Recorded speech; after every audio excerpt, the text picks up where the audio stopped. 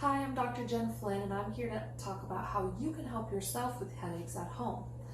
So one thing you can do is posture.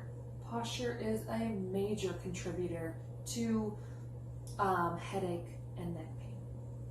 So a lot of the times we are hunched over with our shoulders forward and our neck forward while we're typing, while we're studying, while we're on our phones, that's a big one, or even while driving, sitting like this while you're driving, not good posture.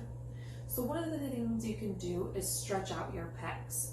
You can go up against the wall like this and pull your arm back into the wall and then do it both sides. You'll be surprised how hard it is to get your arms past your body, but continue to do that. That will help open up your pecs through here and strengthen through the back.